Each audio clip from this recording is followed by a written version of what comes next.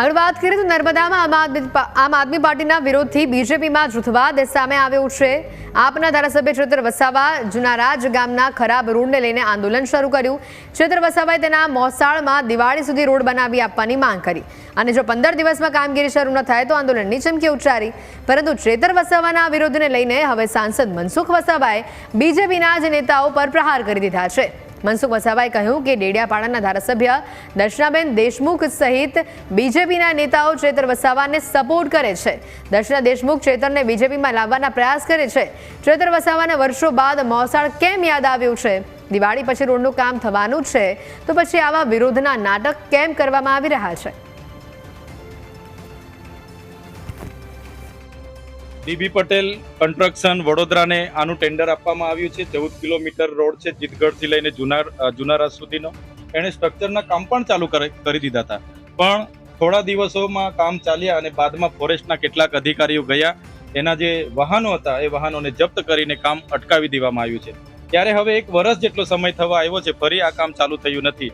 ત્યારે અહીંયા સવાલ એ થાય છે, કેવડિયાના સ્ટેચ્યુ ઓફ યુનિટીમાં જે પ્રોજેક્ટો આવે છે, હમણાં જે સાપુતારા સ્ટેચ્યુ ઓફ યુનિટીનો જે ગ્રીન કોરિડોર બને છે, એમાં નવું જંગલ કપાવવાનું છે, નવા રોડો નીકળવાના છે, તો રાતોરાત કામો થઈ જાય છે।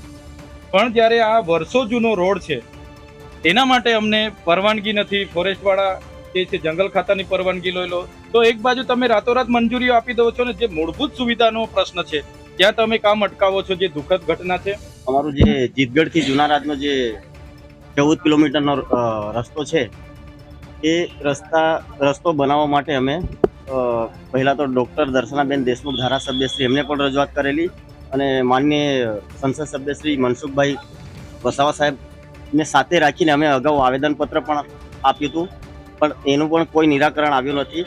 અને ગામ લોકોની રજૂઆત હતી કે આટલો ખરાબ રસ્તો છે તો હવે આપણે ધારાસભ્ય શ્રી ચૈતરભાઈ વસાવા સાહેબને સાથે રાખી અને માન્ય ડીસીએફ નર્મદાને આવેદનપત્ર આપીએ, જેથી વહેલી તકે અમારો રસ્તો ચાલુ થાય એટલી જ અમારા ગામ વતી લોકોની લાગણી અને માંગણી છે। ચૈતરભાઈને આખી બધી જ ખબર છે, એ ધારાસભ્ય છે ને ના ખબર હોય તે સરકારમાં પૂછવું જોઈએ।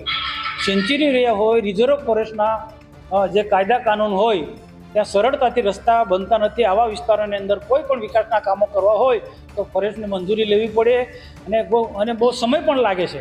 તો એ પ્રોસિજરમાંથી બહાર નીકળીને રસ્તો હવે બહાર બનવાનો છે, પરંતુ આ પદયાત્રા કાઢીને કંઈ ને કંઈ ચૈતરભાઈ કોઈ આ વિઘ્ન નાખવા માંગે છે।